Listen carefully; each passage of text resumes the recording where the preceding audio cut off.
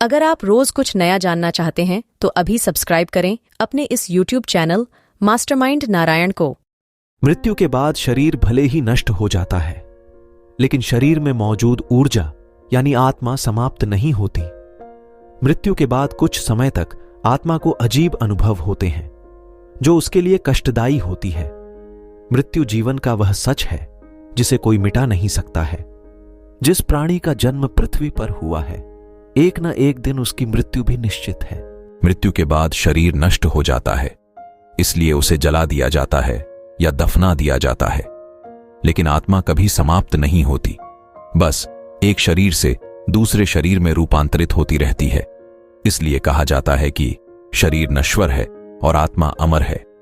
इस विषय में गीता में भगवान श्री कृष्ण कहते हैं कि आत्मा अमर और अविनाशी है, जिसे कोई शस्त्र काट नहीं सकता।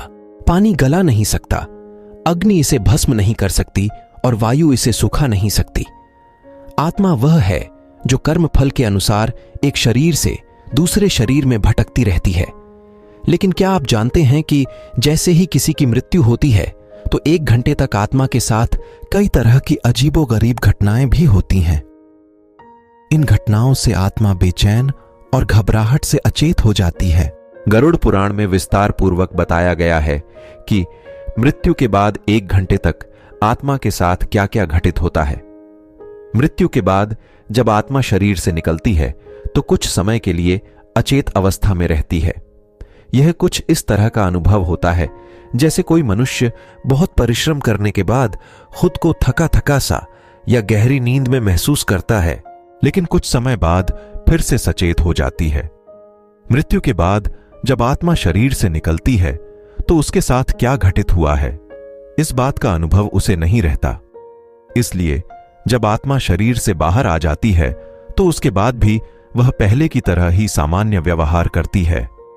आत्मा को तब बेचैनी और घबराहट होने लगती है जब वह अपने परिजनों को पुकारती है, उनसे कुछ कहना चाहती है, लेकिन कोई उसे देख या सुन नहीं पाता।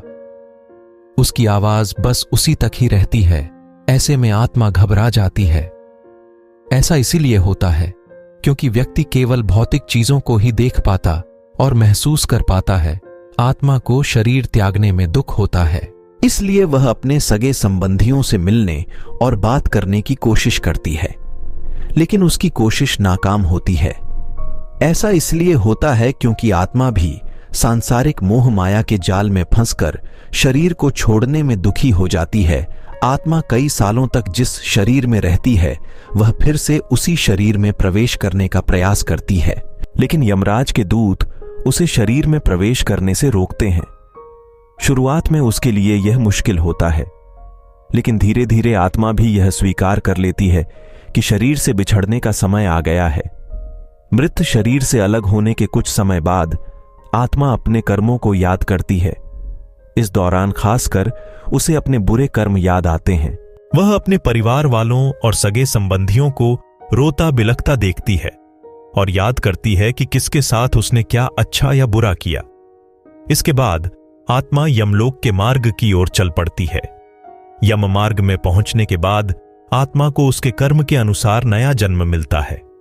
कुछ आत्माओं को तुरंत ही नया जन्म मिल जाता है, तो वहीं कुछ आत्मा को इंतजार करना पड़ता है।